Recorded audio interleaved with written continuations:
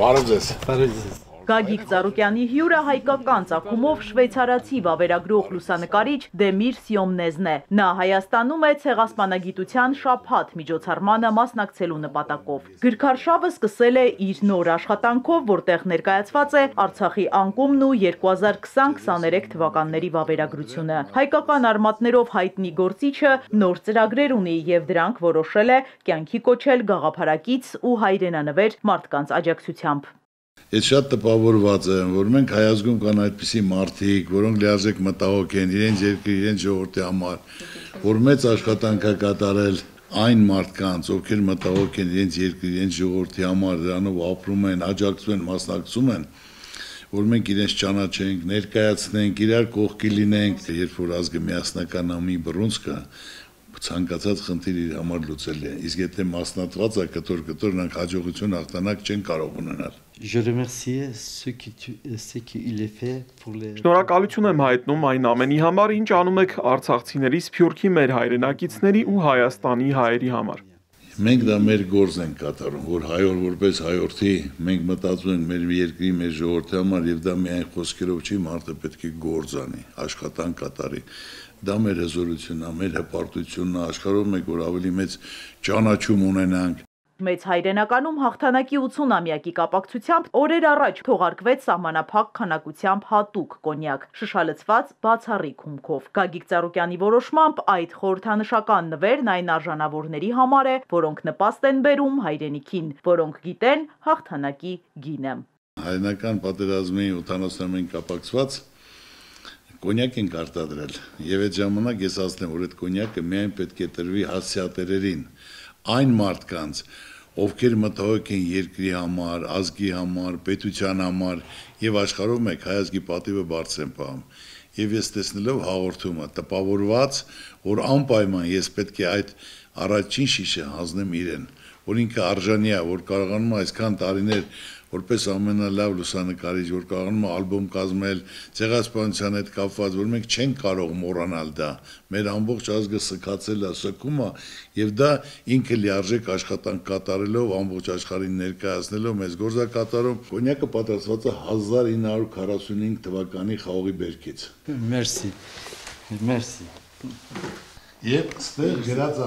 հայերեն, ռուսերեն, անգլերեն, ֆրանսերեն։ Ça c'est bien, ça c'est bien. C'est francophonie. La Suisse, l'Arménie c'est une Շնորհակալ եմ, շատ շնորհակալ։ Հայաստանի շատ վայրերում եմ եղել, բայց ֆրանսերեն գրություններ քիչ եմ հանդիպել, շատ հաճելի է։ Ես իրականում շատ հարուստ մարդկանց եմ ճանաչում, բայց ոչ բոլորն են, որ այսքան մտահոգ են իրենց երկրի խնդիրներով։ Եվս մեկ անգամ ի խորոց սրտի երախտապարտ եմ ձեզ։ Երևանում ես կառուցել եմ եկեղեցի հատուկ ցեղասպանության 100-ամյակի կապակցությամբ։ Եվ բացի դա ես կառուցել եմ 8 եկեղեցի, 20-ից ավել վերակառուցել եմ։ Եվ այսօր նախագիծը արդեն հաստատված է, որ ես ուզում եմ կառուցեմ արդեն Քրիստոսի արձանը Հայաստանում, որպես մենք աշխարհում առաջին քրիստոնյա ազգ, որը պետականորեն քրիստոնեությունը ընդունել ենք։ Արձանի բարձրությունը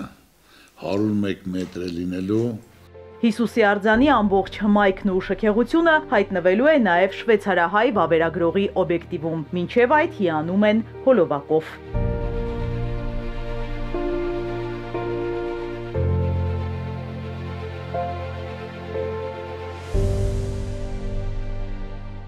Հանդիպման ավարտին Գագիկ Ծառուկյանն առաջարկում է շրջել իր կառուցած եկեղեցիներում, մասնավորապես հիշատակում է այս օրերին առավել խորհրդանշական հայոց ցեղասպանության 100-ամյա տարելիցի կապակցությամբ կառուցվածը Նուբարաշենի Սրբոց նահատակած եկեղեցին, իսկ ծանոթությունը սկսվում է Աբովյանից։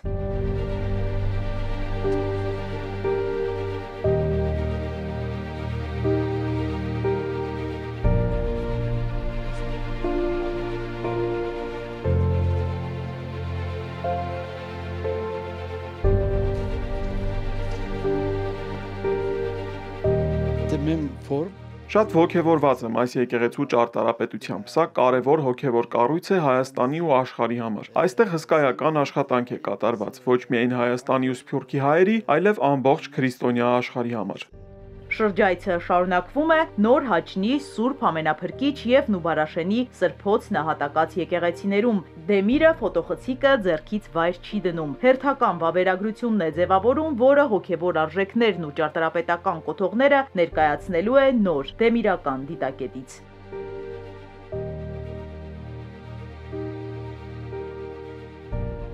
Էրզրումում ծնված Անկարայում ուսանած արվեստագետն այժմ ապրում է Ժնևում։ Թուրքիայում լրագրությամբ և լուսանկարչությամբ զբաղվել է 1980-ականներին, սակայն քաղաքական ճնշումների պատճառով չի կարողացել շարունակել իր գործունեությունը։ 2006-ից վերսկսել է զբաղվել ֆոտոլրագրությամբ։ Սյոմնեզը գրում է մարդու իրավունքների, սոցիալական արդարության թեմաներով։ 2020-ին նրան Արցախ բերեց աշխարհի լռության ձայնը։ Փաստը, որ Հայաստանը միայնակ էր միջազգային կոալիցիայի դեմ եւ կռվում էին ոչ միայն Ադրբեջանի, այլև Թուրքիայի, Իսրայելի բանակները, ջիհադիստները, անընդունելի էր։ Այս արհավիրքի դիմաց Հայաստանը միայնակ էր։ Ես եկել եմ այդ պատմության մասին խոսելու։ Հիմա էլ Ադրբեջանը նույն կերպ շարունակում է մշակութային ցեղասպանությունը, ոչնչացնելով հայկական հետքը։